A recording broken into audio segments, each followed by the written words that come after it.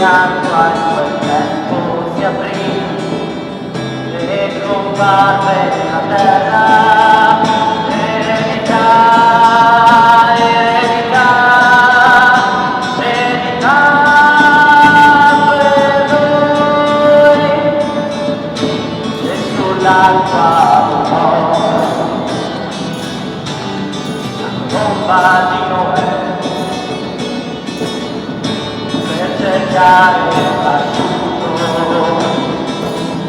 Per cercare la terra, eredità, eredità, eredità per noi, e l'acqua ancora se va, perché dalla terra degli schiavi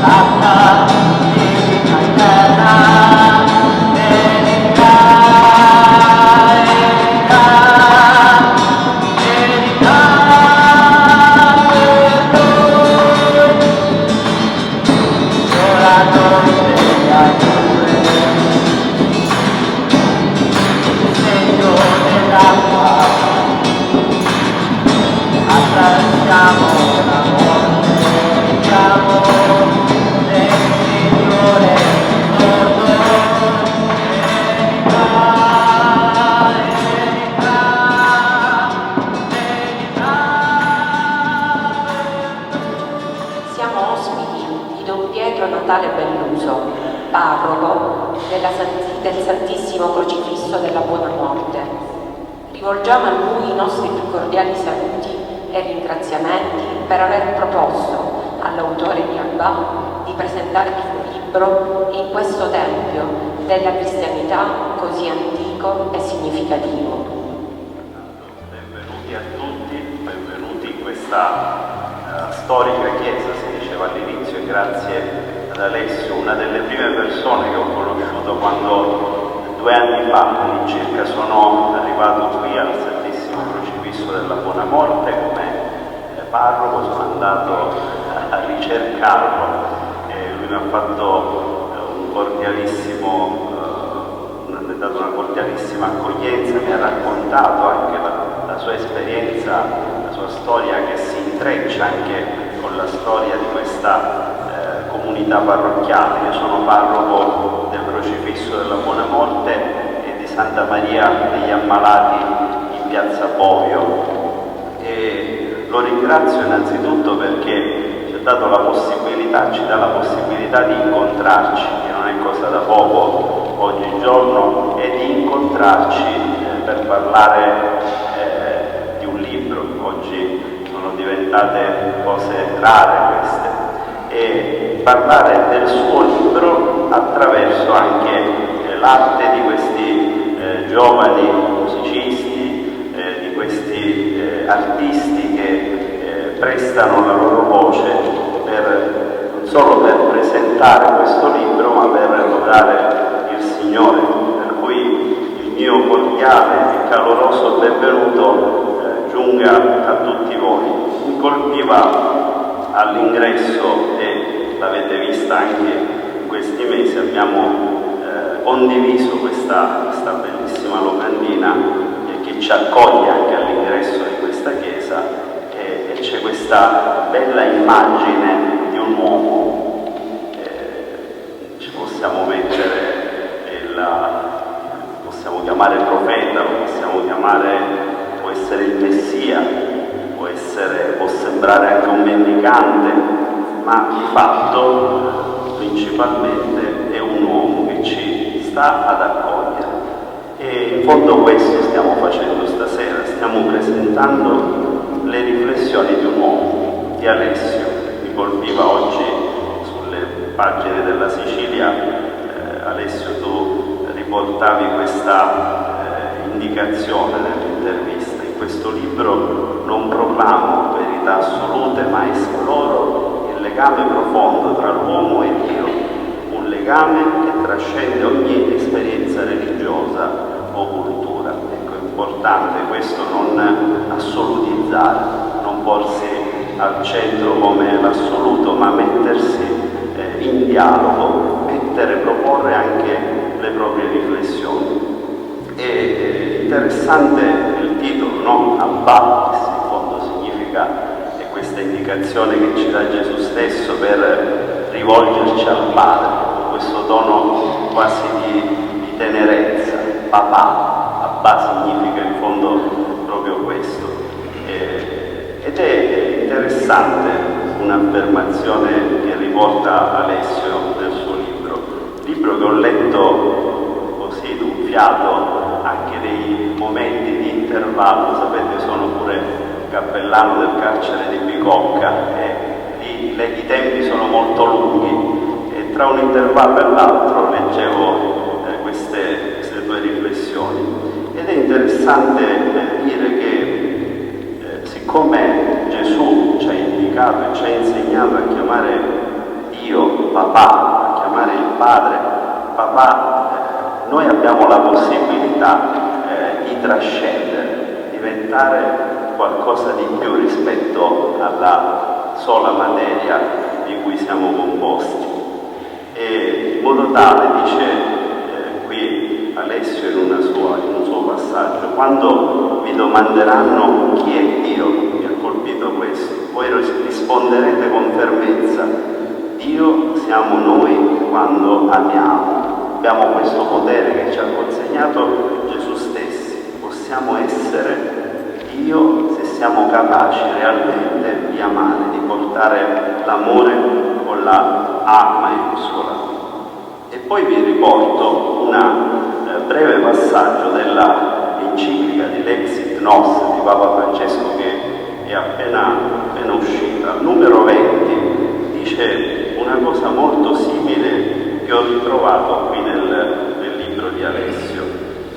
Alessio, a pagina 93, definisce la poesia il linguaggio stesso di Dio. E Papa Francesco, al numero 20 di questa enciclica, dice una cosa interessantissima: nell'era dell'intelligenza artificiale non possiamo dimenticare che per salvare l'umano sono necessari la poesia e l'amore. Interessante questa affermazione riportata in un'enciclica.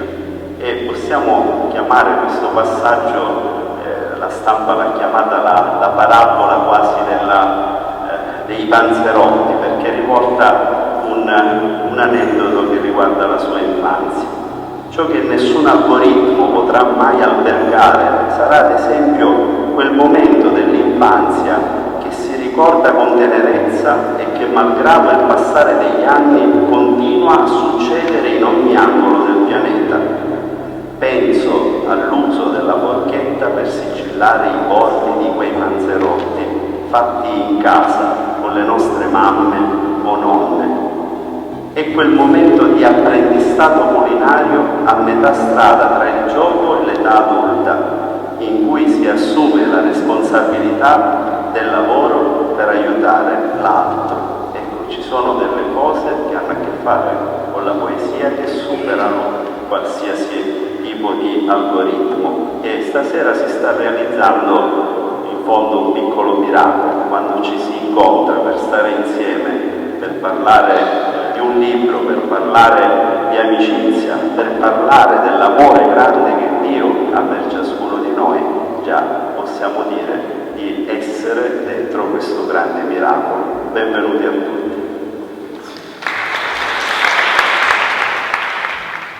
La relatrice dell'opera, l'attrice Simona Gualtieri. Prego.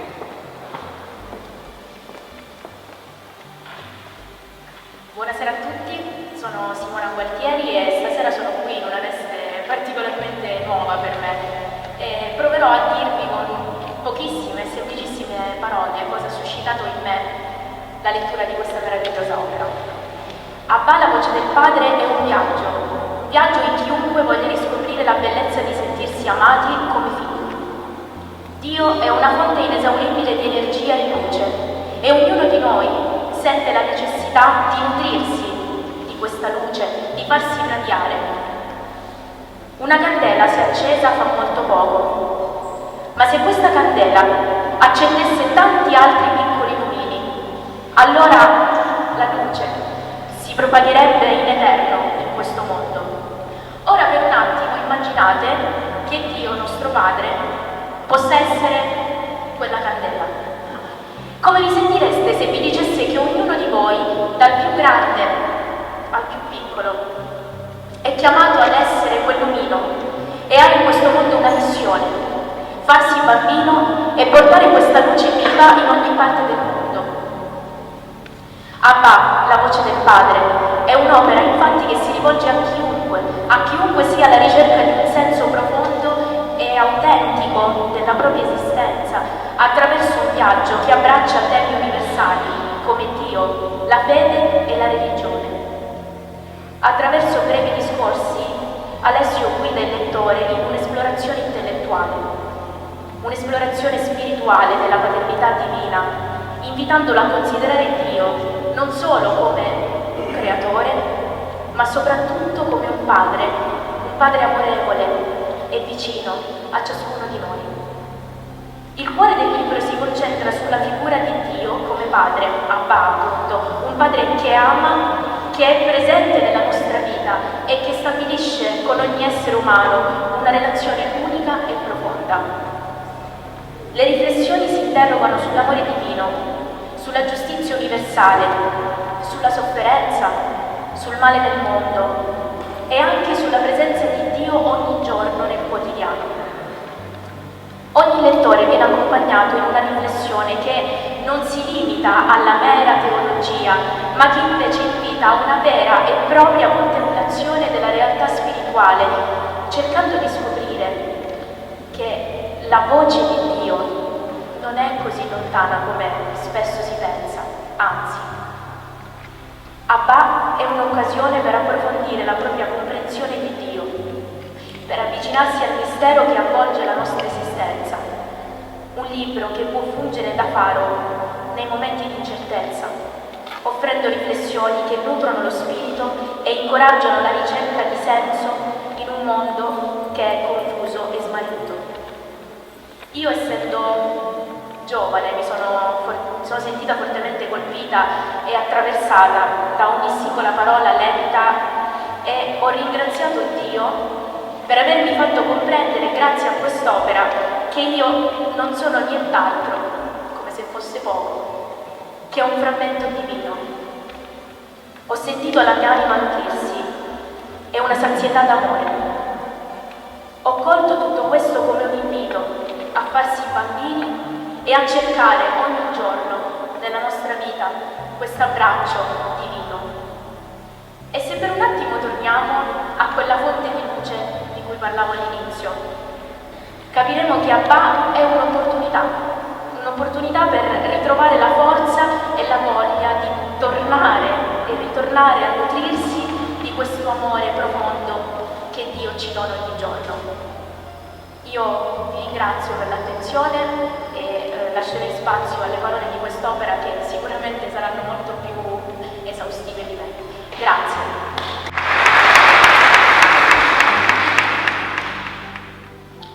Invito al microfono l'attore Luca Lisi, che ci introdurrà qualche breve elemento di riflessione sul percorso di Abba, la voce del Padre.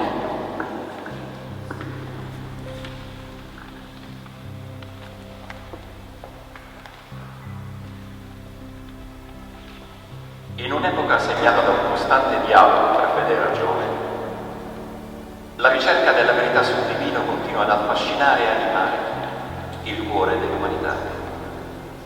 Attraverso millenni di riflessioni e le lenti della filosofia, della teologia, della poesia e della spiritualità, filosofi, teologi, poeti e pensatori di ogni genere hanno tentato di avvicinarsi alla comprensione di ciò che giace oltre i confini del tangibile, oltre l'orizzonte delle nostre percezioni limitate.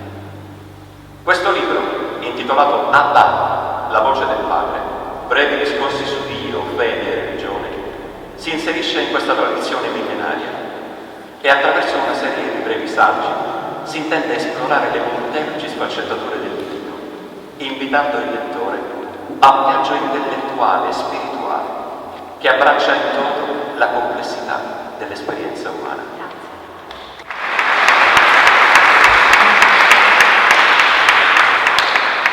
Ringrazio Simona per l'esposizione del testo. Adesso invito qui l'autore di Abba, Alessio Batti, così può esplatare il suo intervento.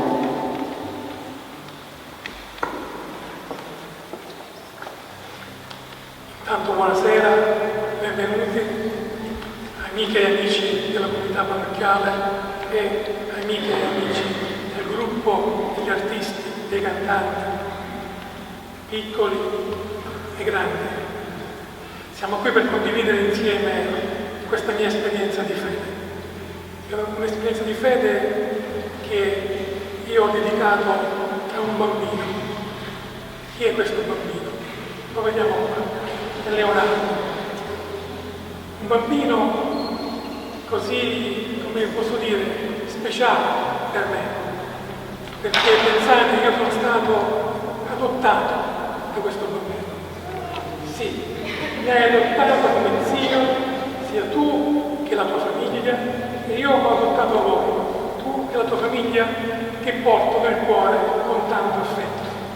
E visto il momento particolare, io vorrei chiedere a Dio una benedizione per Leonardo, perché possa accompagnarlo in tutti i passi della sua vita, possa dargli un carattere mite, ma una fede forte e libera. Questo è l'augurio più grande che io ti posso fare, Leonardo. E dunque, io chiaramente sento il bisogno di ringraziare innanzitutto Don Piero Belluso per l'accoglienza, per la simpatia, per l'affetto e anche, se mi permetti, Don Piero, per il coraggio della libertà. Non so quanti altri sacerdoti devono accettare di presentare qui questo libro. Ci vuole un po' di coraggio e tu ne hai avuto tanti, secondo il mio punto di vista. E questo coraggio della tua libertà io me lo porto stretto al cuore per sempre. È un regalo che mi hai fatto.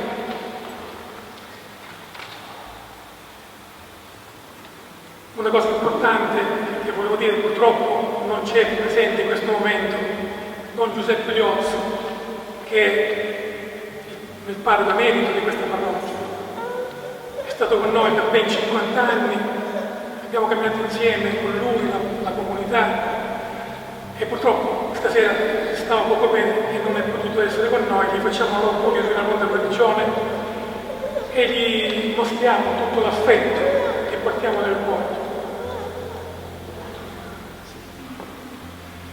Perché Don Giuseppe Liozzo ha accolto noi, piccoli fedeli, in questa parrocchia, ci ha restituiti uomini fuori da qui. San Birillo è testimone di questo grande lavoro che questo nostro sacerdote ha fatto per questo quartiere. E credo che questa identità Don Piero l'abbia assunta tutta completamente, l'ha abbracciata totalmente, addirittura moltiplicando il suo impegno in più parrocchie. Quindi figurarsi quanto lavoro, quanto sacrificio, quanto amore tu metti a disposizione per questo grande impegno di fede e di amore. Il ringraziamento più importante che io devo fare stasera, ovviamente, lo devo fare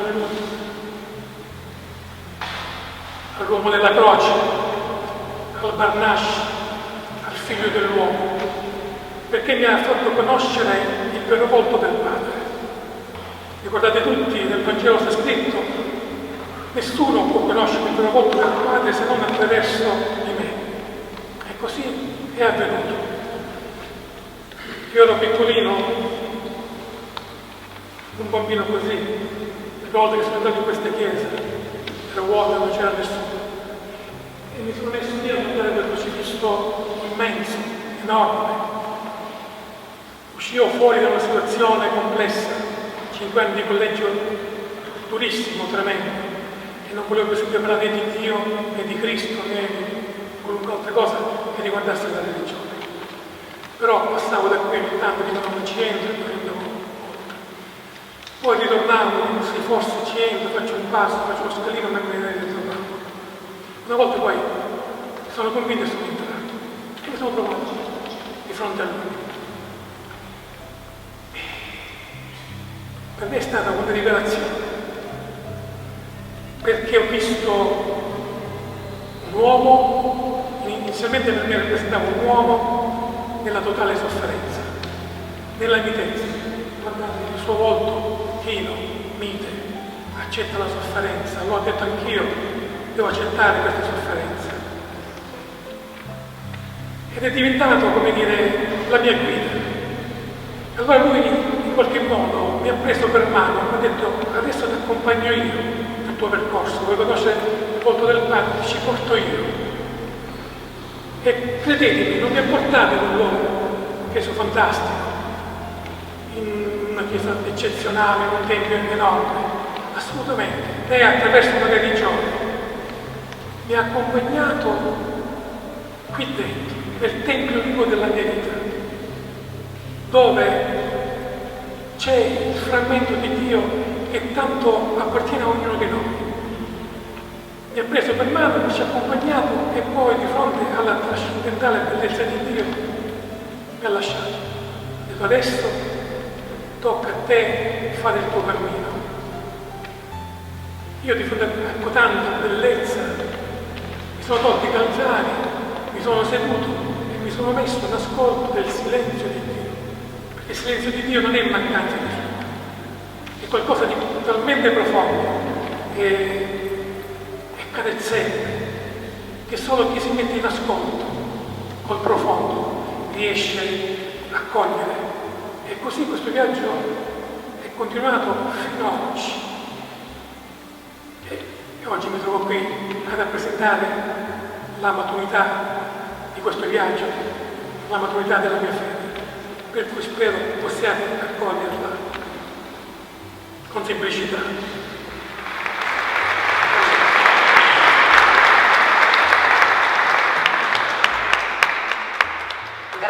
Grazie Alessio, grazie. Adesso procediamo con le reclamazioni e lo facciamo a partire dai lettori più piccoli tra noi, fino a giungere poi a quelli più anziani, così da essere tutti ispirati, come ci ha detto prima l'autore, dalla stessa voce divina dentro di noi. Invito dunque la piccola Diana Costanzo a venire al microfono per declamare alcuni aforismi di Abba, la voce del Padre. Per me l'unico vero poeta è Dio. Fino a che ci sarà un solo uomo, Dio è salvo. Tutto ciò che libera è divino.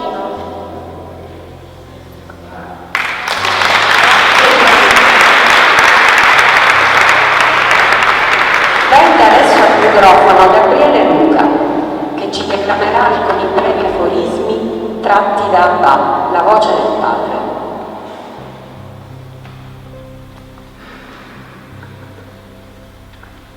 Le mie parole migliori non sono raccolte nella mia mente, ma è Dio che risiede nel profondo della mia anima.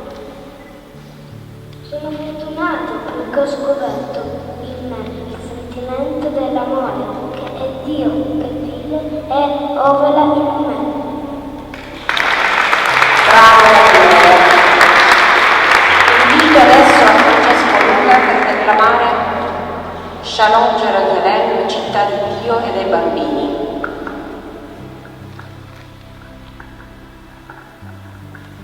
O cielo, se vuoi, toglimi tutto. Il tempo, la storia, il passato, il presente e il futuro. Togli ogni cosa, perfino il nome, ma non mi togliere il Padre.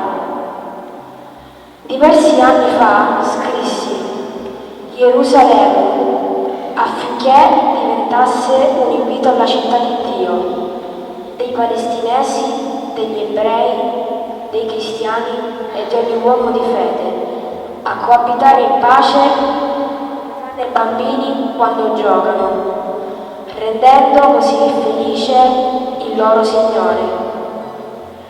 È giunto il momento, uomini della guerra e abitanti della Terra Santa, di fare in modo che Gerusalemme ritorni ad essere la città di Dio e dei bambini. Gerusalemme, santo, santo, cosa è sacro senza sacramento? O Gerusalemme, città di Dio, mia dimora, casa di coloro che non di forza ma d'amor si nutrono, e non di riti ma di vezzeggiamenti e tenerezze. Torna, fanciulla, Gerusalemme, ti diedi il mare per bagnarti nell'acqua salina, la luna per fissare il cielo, mentre io guardo te. Ti donai le stelle e la loro luce per non farti dimenticare di restare bambina, per giocare in letizia, perché il cielo ha bisogno di te. Shalom Gerusalemme, città di Dio e dei bambini. Grazie Francesco. Invito adesso alla declamazione l'attore Fabio Costanzo. Ci propone Dio siamo noi quanto a noi.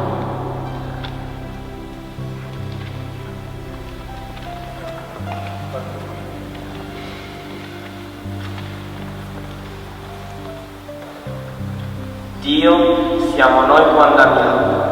Chi presume di conoscere Dio? Quante volte l'animo umano, in un intricato balletto tra cuore e ragione, si è interrogato sulla natura divina? Quante volte, delusi dalle risposte approssimative, abbiamo sentito l'inquietudine del nostro spirito? Io oserei delineare soltanto ciò che il mio essere riflette, poiché ho udito il palpito dell'anima e ho scrutato il frammento etereo del Padre, fino a intuirne l'essenza. Io credo che Dio si incarni nell'essenza stessa dell'amore, con un volto unico, il nostro. Noi, volto di Dio, sua epifania che si manifesta soltanto nella sostanza d'amore. In noi e in Lui risiede una fusione indissolubile, un'armonia tra la sublime bellezza e la potenza cosmica. Ecco, in questa epifania risiede l'enigma di Dio. Forse tutto qui giace. E quando vi domanderanno chi è Dio, voi risponderete con fermezza: Dio siamo noi quando amiamo.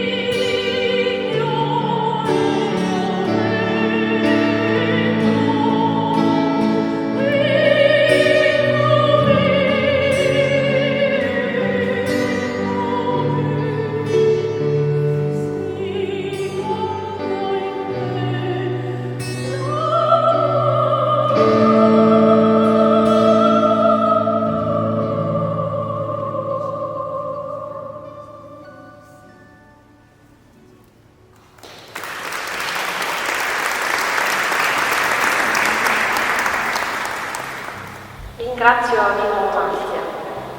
Adesso è il momento della declamazione di Emanuele Luca.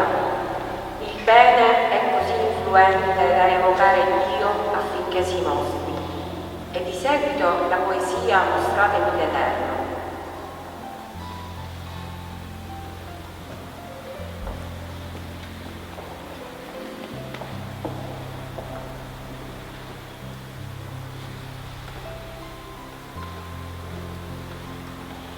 Viviamo tutti immersi nel mistero. Noi stessi siamo mistero. Ed è perciò che vogliamo capirci qualcosa di più dell'esistenza.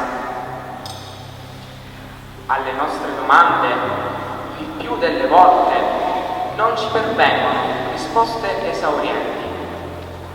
E allora analizziamo e disquisiamo con noi stessi insistentemente, occupandoci con i nostri futili pensieri, con la nostra voce, lo spazio sacro destinato all'ascolto dello spirito. Se potessimo smettere di occupare il luogo dell'ascolto profondo con le nostre trattazioni e tacere, daremmo all'anima e al suo respiro, anch'essi voce sacra, il posto sufficiente per rivelarci la verità sull'esistenza. Solo a questo punto il Creatore sarà in grado di rispondere per noi. Se abbandoniamo l'attaccamento alle nostre azioni personali e ci dedichiamo al bene per noi stessi e per gli altri, produciamo una non aderenza alla nostra mente appena impariamo a compiere le azioni divine. Da quel livello diventa più facile capire che siamo ciò che cerchiamo e che il nostro sé, parte di Dio, contiene tutte le risposte. La nostra evoluzione spirituale dipende esclusivamente dal bene e quindi dall'amore. Dobbiamo fare di tutto affinché questo diventi così influente da evocare Dio, permettendogli di mostrarsi ai nostri occhi spirituali, di istruirci e di nutrirci con il suo spirito, con il suo respiro rivelatore di tutte le cose. Allora la nostra coscienza diventerà consapevole e, come fu nella sua sostanza primigenia, pura e cristallina.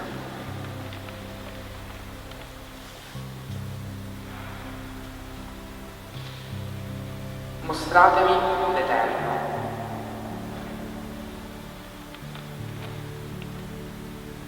Sapienza che risiedi nell'intimo del mio essere. Fa della mia carne un tempio per la parola. Regno dell'angelo intermediario. Rivela al devoto l'oggetto del suo culto.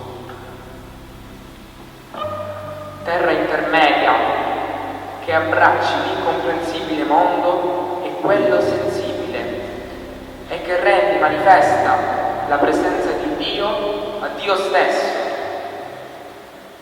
attraverso il mio essere.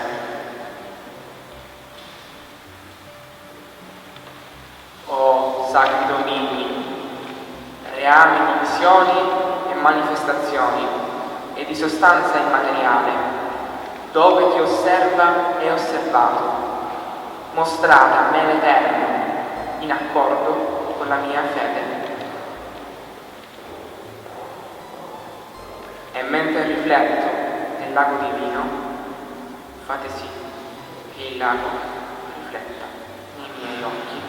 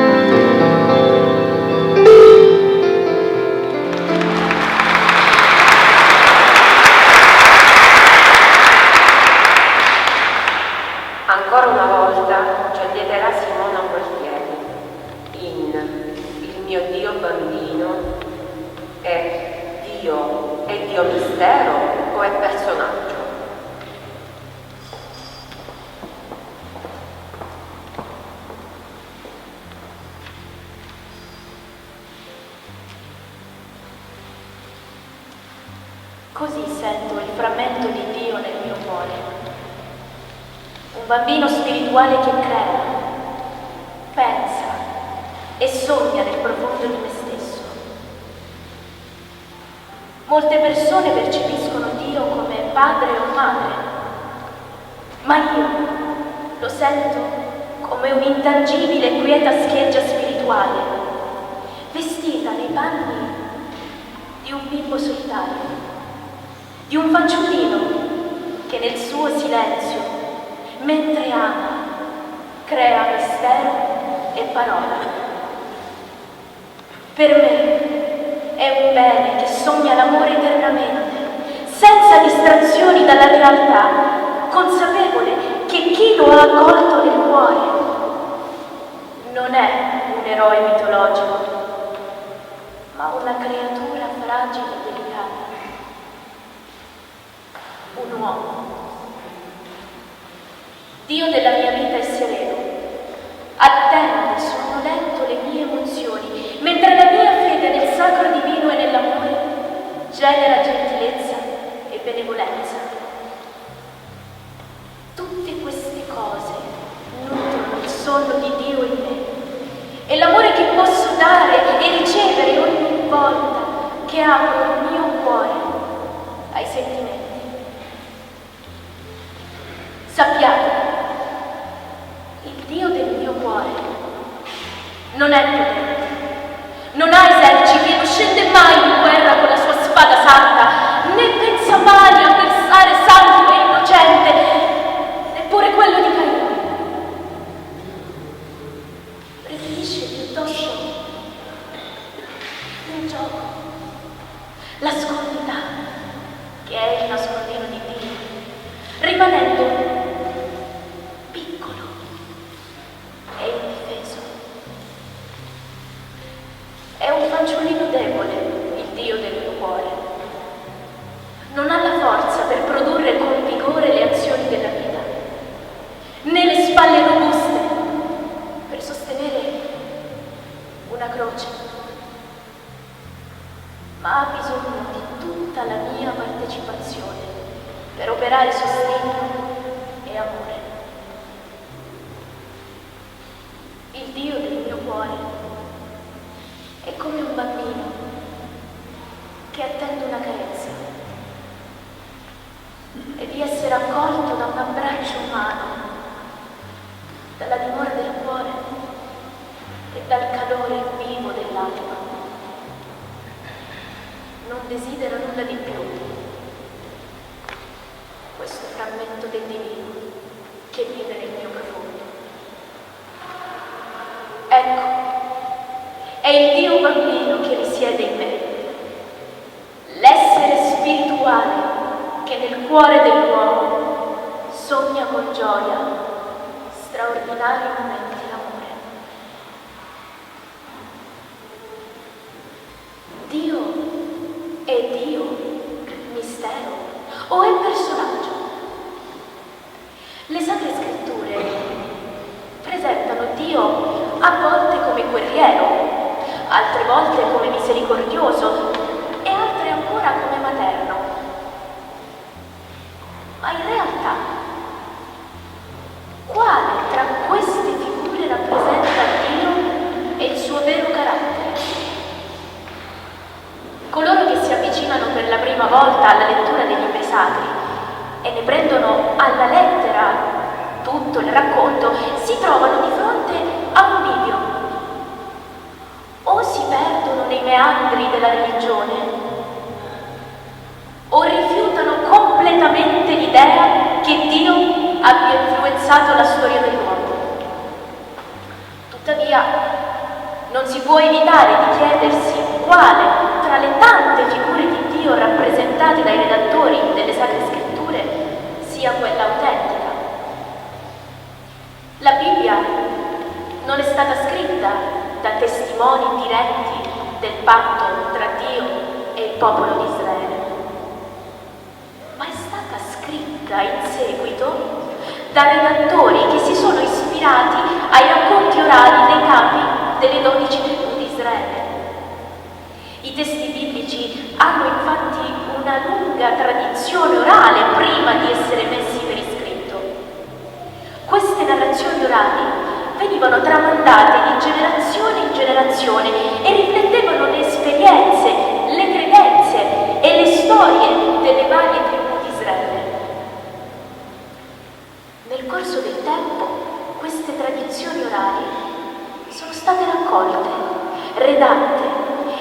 consolidate in testi scritti da vari autori e redattori, risultando nella Bibbia, come la conosciamo oggi, una raccolta di scritti che talvolta possono sembrare confusi.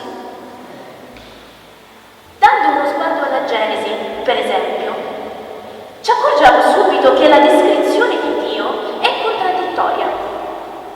In principio, El Shaddai, Dio della montagna, avvisa Adamo ed Eva che la punizione sarà la morte se mangeranno il frutto proibito dell'Eden. Tuttavia, vediamo che dopo il peccato dei primi esseri umani, quella figura di Dio non è più la stessa. Se ne manifesta un'altra un po' più materna.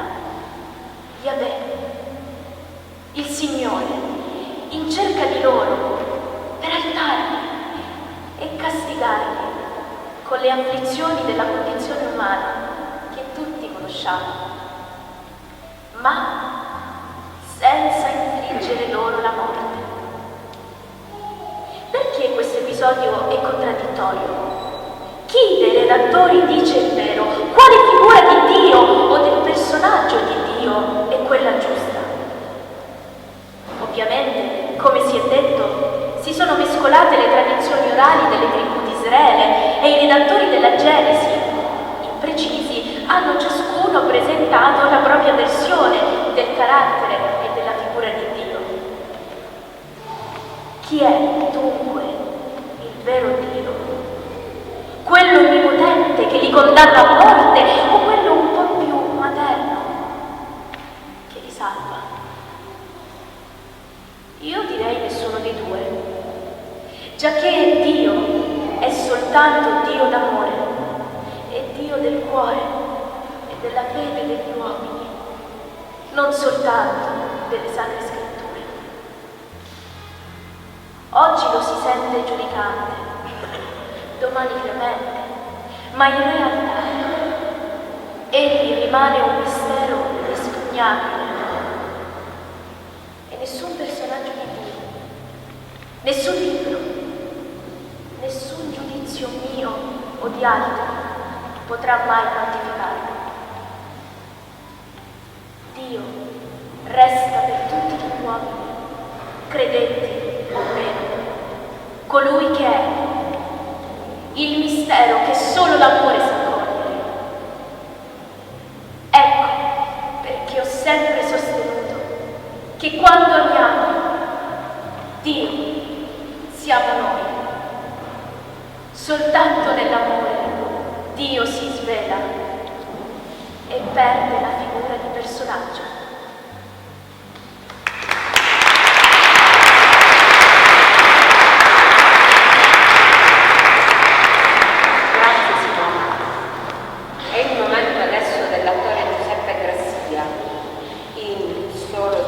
Basta, e Padre nostro che sei nei cieli.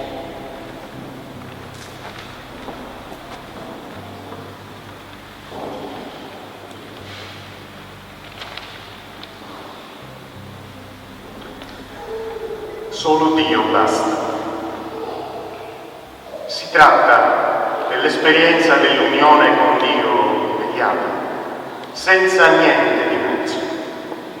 Dionigi ci dice che la presenza di Dio, la sua venuta, la parusia, non è legata a niente, nemmeno ai pensieri più santi e più alti. La presenza di Dio si sperimenta piuttosto nella capacità di aderire totalmente a Lui, senza mediazione alcuna. Per cui in questa esistenza tutto il resto scompare. Don Giuseppe Ruggeri, teologo. Il testo di Don Ruggeri riflette sull'esperienza dell'unione diretta con Dio, senza alcun intermediario, che null'altro è necessario se si ha la consapevolezza che solo Dio basta nell'esperienza diretta e immediata dell'unione con Dio. Secondo Dionigi, la presenza di Dio non è condizionata da nessun altro elemento, neppure dai pensieri più nobili o dalle pratiche più sacre. La vera esperienza divina si realizza attraverso la totale adesione a Dio, senza alcuna mediazione esterna. Questa riflessione mette in luce l'importanza della fede e della relazione personale con Dio, al di là delle istituzioni religiose e delle pratiche rituali. In questo contesto, tutto il resto, comprese le credenze religiose e le pratiche spirituali, svanisce di fronte alla presenza assoluta e totale di Dio. In questa prospettiva, null'altro è necessario se non la fede e la sufficienza di Dio stesso. Si tratta di una visione radicale che mette in discussione le strutture tradizionali della religione e spinge verso una relazione più intima e personale con il divino. Padre nostro che sei nei cieli, abbandoniamo per un momento il pensiero celeste e i suoi regni, poggiando i piedi saldamente a terra e non smettendo mai di indignarci per il male nostro che ogni giorno ci circonda. Qui noi stessi siamo protagonisti della tragedia terrena e Dio è la prima vittima insieme a tutti gli altri. La domanda su quale sia lo scopo di Dio viene affrontata con profonda umanità, riconoscendo che Dio è per l'uomo. È lo Spirito che ci lenisce, ci accarezza, ci conforta e ci sostiene nelle profondità dell'anima, luogo nel quale si manifesta l'incontro tra il divino che discende e l'uomo che si eleva, luogo di uno sguardo incrociato tra noi e Lui.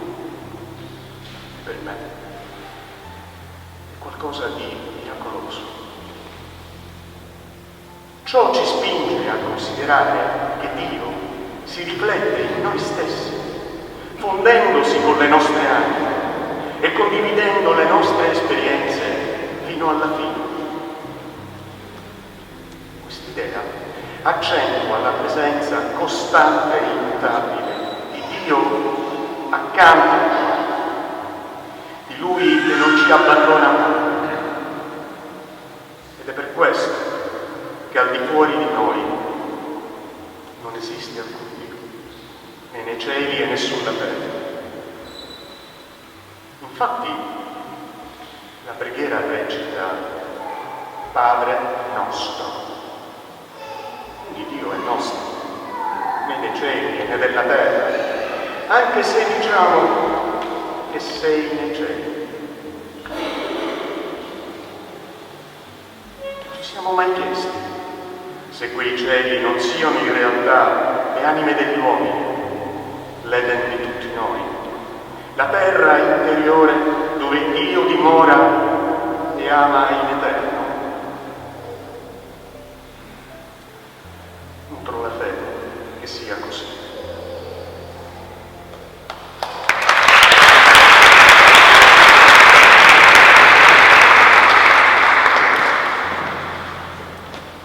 Grazie Giuseppe Messia.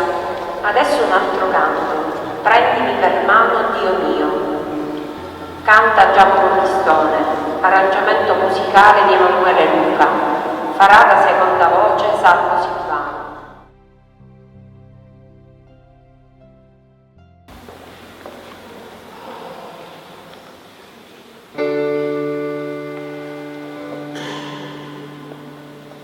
Avevo tanta voglia di viaggiare, tu mi dicesti vai ed io partii.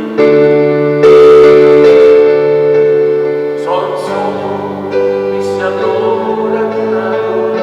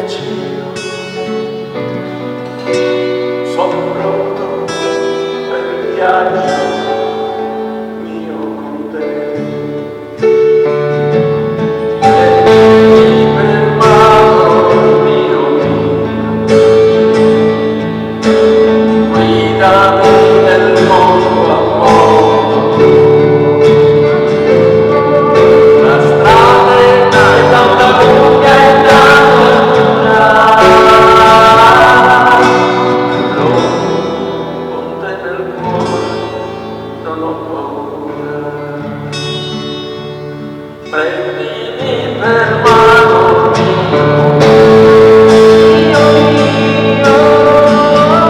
guidami nel loro amore, la strada è tanta lunga e tanta dura, però con te nel cuore non ho paura.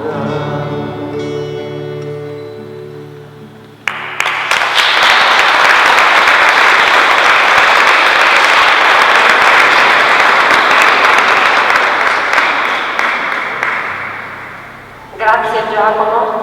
Adesso ritorna al microfono l'attore Luca Lisi che ci declama: questo è il più grande miracolo della mia fede.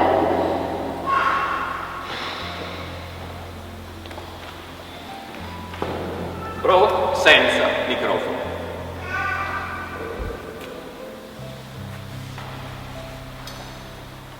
Ci sono parole che gli autori dei testi sacri hanno considerato essere la parola di Dio. Così come vi sono parole che sono considerate essere solo di origine umana. Mi chiedo se Dio prediliga ancora comunicare attraverso parole sacre scritte su carta per interagire con le future generazioni di uomini e donne. Nel mio spirito credo che non sia più così. Credo che Egli parli istruendo soltanto ai cuori dei Suoi figli, che sono il Suo popolo.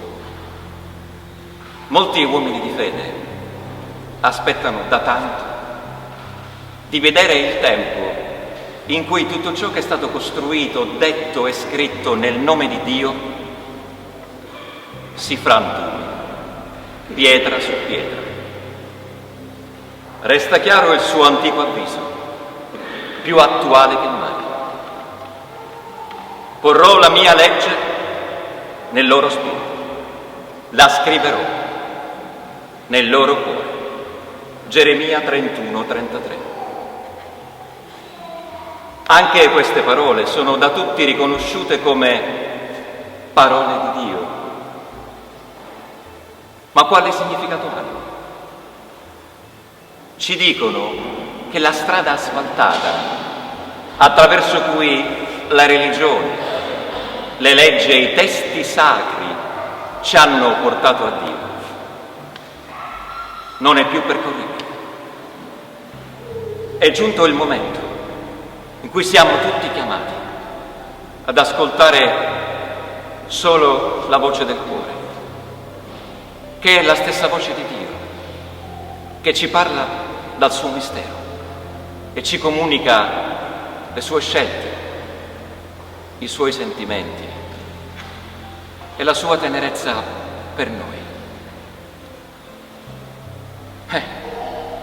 Io so bene che la fede in Dio amore non ci protegge dagli eventi della vita.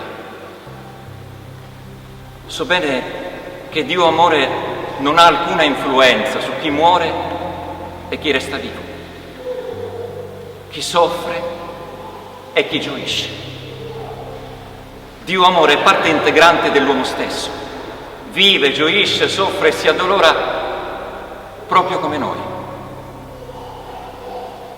E quando moriremo, Dio amore sosterrà il peso della morte, esattamente come lo faremo noi, come ci insegna Gesù. Questo è il più grande miracolo della mia fede, che sento vivo nel mio cuore. Nonostante non riceverò niente dal Signore e non potrò salvarmi da nulla, il mio amore per Dio non cambia e neppure il suo per me.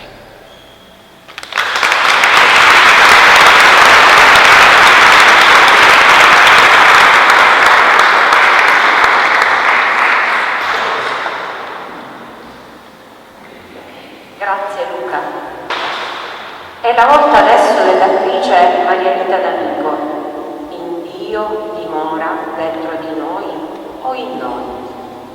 Poi la fede non contiene parole.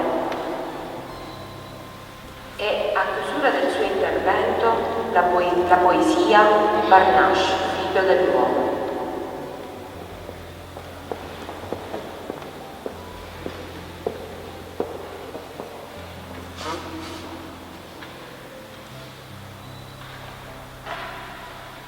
Dio dimora dentro di noi o in noi? Forse sarebbe opportuno rivolgere questa domanda agli ospiti dei salotti eleganti o delle riunioni ecclesiali, dove discutere su Dio diventa una passeggiata culturale. Ho sentito pronunciare questa domanda molte volte e spesso ne sono rimasto perplesso, soprattutto quando è solo la bocca a parlare, non il cuore. Dio non è un estraneo, un ospite indesiderato, qualcuno da accogliere e poi rinchiudere in un angolo del cuore.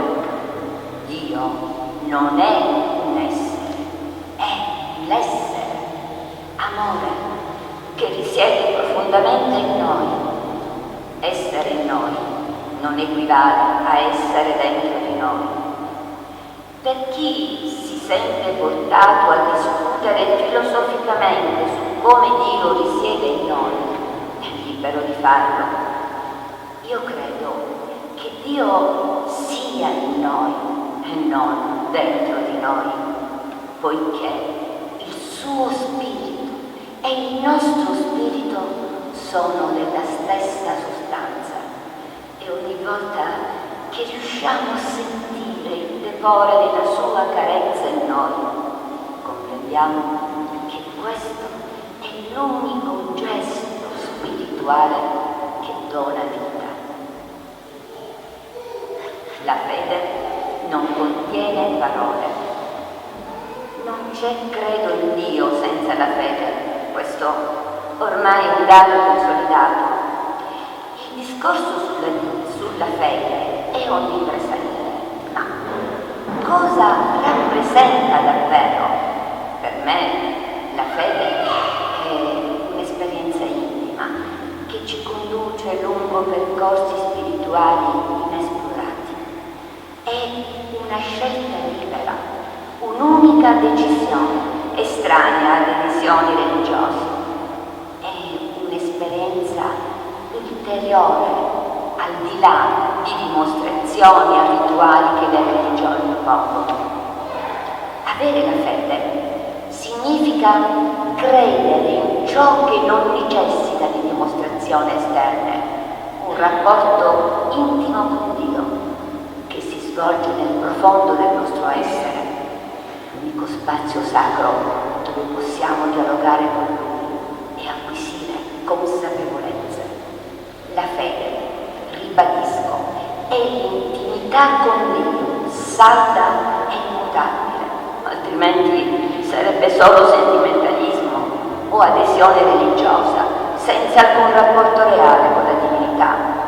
Dio non è un'autorità, la fede è la sua essenza spirituale, non un optional marginale. Quando si parte dalla fede si diventa parte stessa della sostanza di Dio. Noi e Lui una sola epifania. Chi parla di fedeltà, come avviene nelle religioni, può discutere a volontà. Chi invece vive la fede spesso tace, perché non c'è nulla da dire e non ci sono parole per descriverla. Infatti, la fede in Dio non è fatta di parole, ma è quel fenomeno meraviglioso che chiamiamo amore. Barnash, volto d'uomo, dal piglio marchiato da dura passione, mani offuscato dall'odio, riposi in tela eterna. volto tuo e mio, di chi ci ha preceduto, di quelli che verranno, figlio di figliuolo, Barnash. Nelle tue fattezze riconosco che non è considerato volto, storia, carezza, amore, figlio di Dio, volto d'uomo, dalla fronte che stilla sangue naturale, le cui spine del dispregio hanno segnato il lungo eterno del supplizio, volto d'uomo, Barnash, mio fratello, io stesso, tu, egli, noi, voi, essi, uomo, umanità, Dio, Dio, silenzio di un volto che parla ad ogni Dio e ad ogni uomo di ogni tempo, dicendo: tutto è compiuto.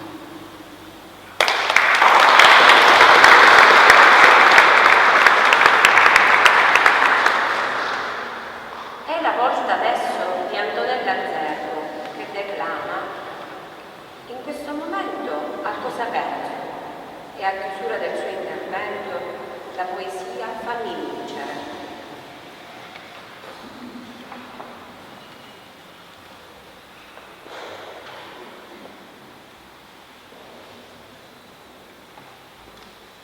In questo momento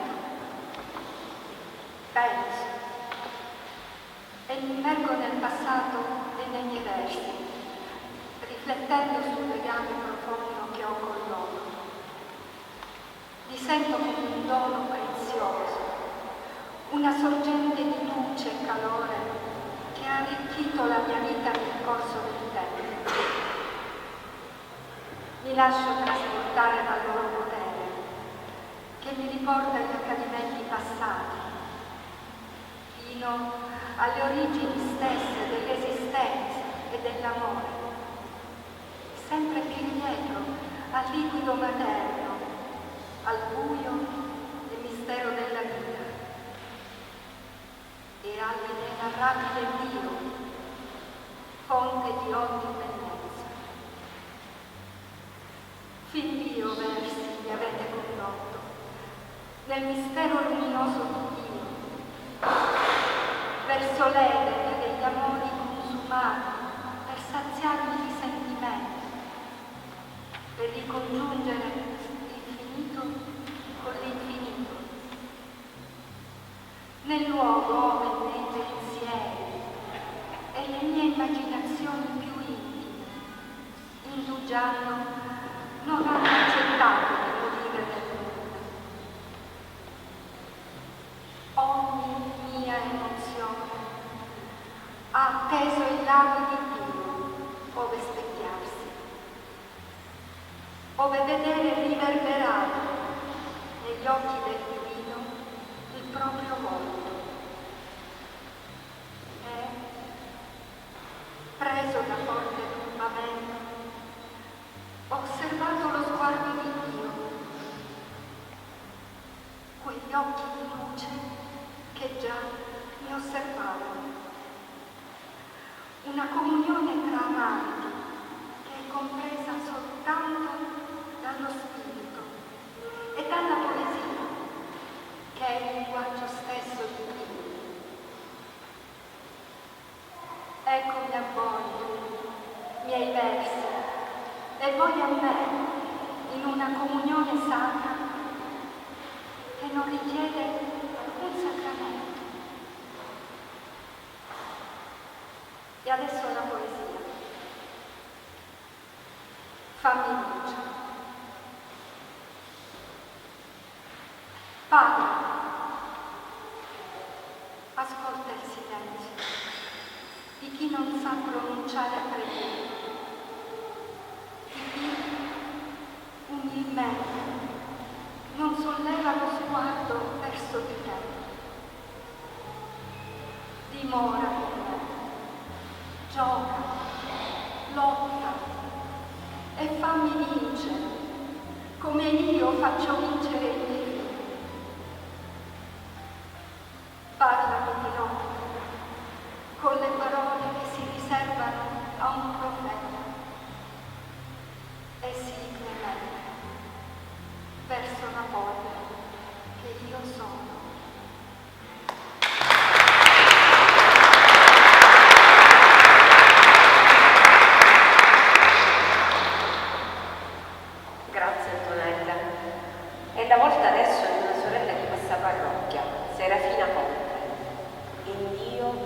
È una domanda o una risposta?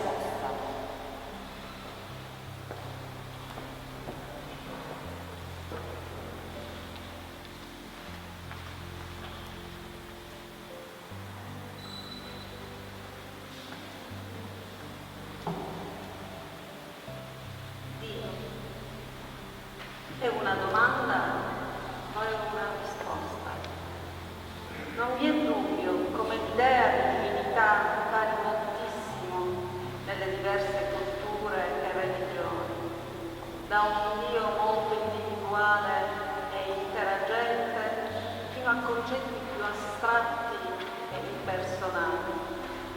Se Dio è più una domanda che una risposta, come possiamo essere certi delle nostre convinzioni su di Lui? Esistono spazi per il dubbio, l'approfondimento è una fede intesa più come ricerca che come insieme di postulati, piuttosto che una risposta decisiva.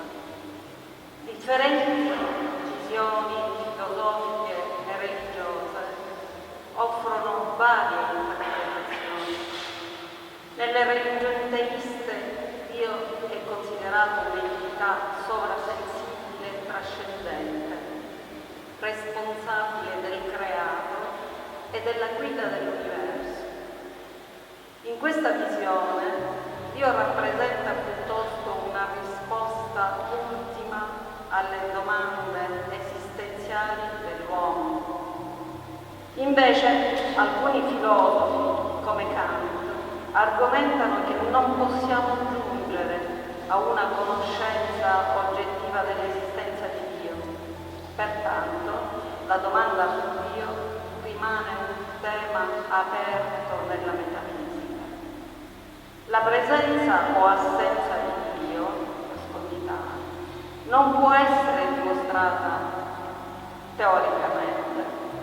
Per alcuni agnostici e indifferenti, discutere di Dio equivale a sollevare una domanda priva di risposta oggettiva o di prova.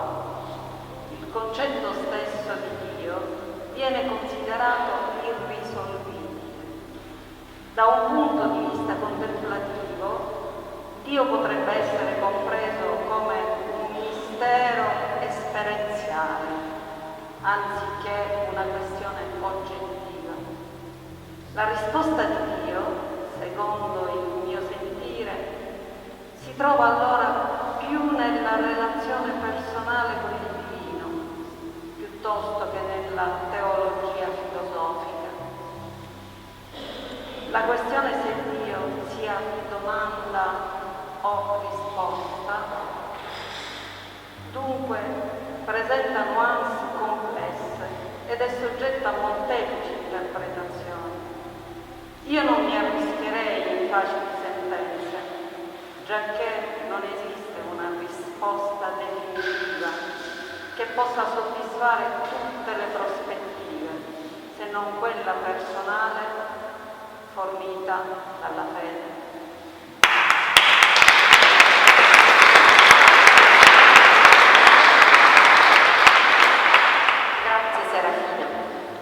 Ecco amici, dopo questo bellissimo excursus temporale dei più giovani e degli adulti, chiudiamo le declamazioni con il nonno di questa manifestazione, Giacomo Pistone, nonché mio padre, e tutto ciò che ci è dato di vedere e credere.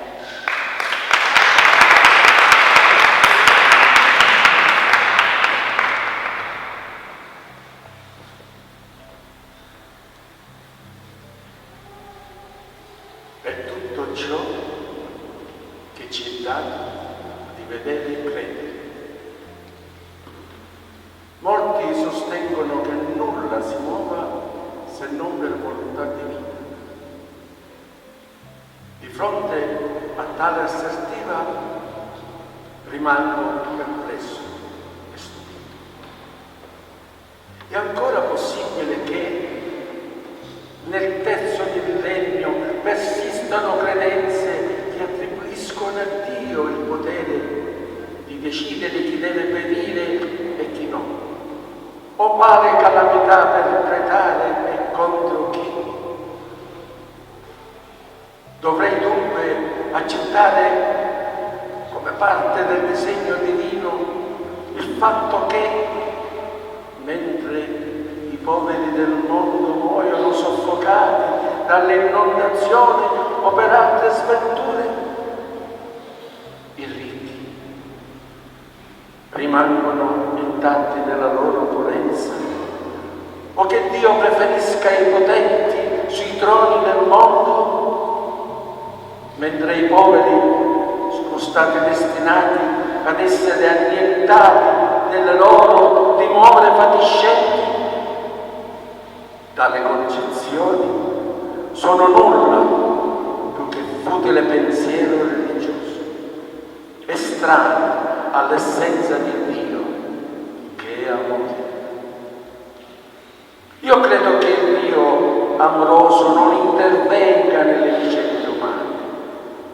Come dimostrano i fatti, ogni avvenimento si dispiega secondo una concatenazione di cause naturali o generate direttamente dall'uomo. Oltre alla creazione non vi è alcuna interferenza diretta di Dio nel mondo. E se mai vi fosse, si risolverebbe unicamente nell'emanazione di nutrimento spirituale quando il cuore umano si apre alla luce. Dio è giusto e risiede nel mistero di un silenzio indecifrabile. Alimentare l'ingenuità dei deboli e di coloro che rifiutano di accogliere il mistero divino, preferendo le imposizioni religiose umane, rappresenta una grave perdita per la nostra civiltà. Dio è con l'uomo, non contro l'uomo. Non ci ha mai imposto leggi, se non l'invito ad amare ed essere amati. Le leggi, invece, sono nate dall'impegno umano e poi sono stati attribuiti a Dio. Esse rappresentano l'oscuro frutto della religione per dominare un popolo ignorante, rendendolo succube e timoroso nei confronti di Dio. L'idea che nulla accade se non per volontà divina è un riflesso di antiche paure di stampo mitologico, non la manifestazione del Dio d'amore che, nel suo ineffabile mistero, crea amando e ama creando. Il tale mistero, fatto di silenzio e spirito, è tutto ciò che c'è dato di vedere e credere.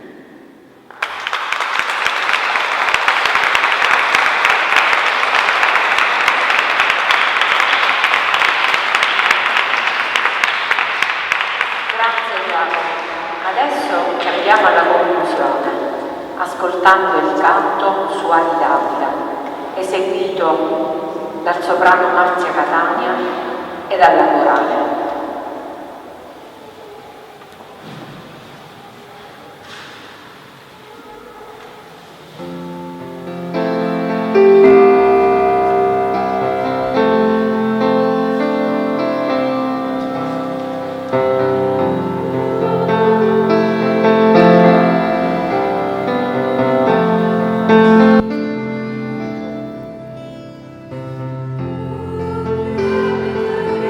Sì.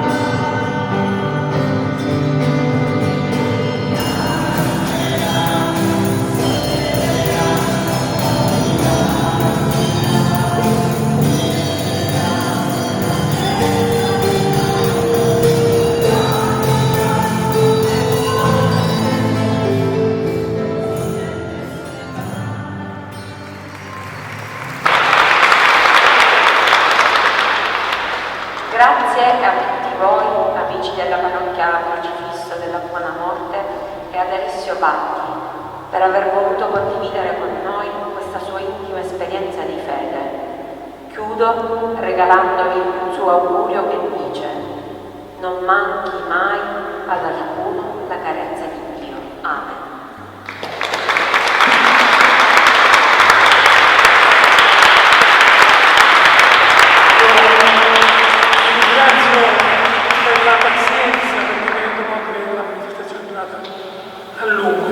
Ma ci abbiamo messo tutto il cuore e questo adesso è più facile, ecco, partecipare. Siccome abbiamo ricevuto gratuitamente, con tanto cuore noi diamo gratuitamente tutto quello che possiamo. I libri sono lì, non sono in vendita, chiunque lo voglia prendere lo prenda, se vuole lasciare un'offerta la lasci e poi queste offerte saranno date al nostro parroco perché possa, diciamo, aiutare chi ne ha più di bisogno. E concludo dicendo che anche tutti i miei diritti d'autore sono destinati a questa parrocchia per un aiuto successivo appena avrò la possibilità di averli. Quindi grazie di cuore.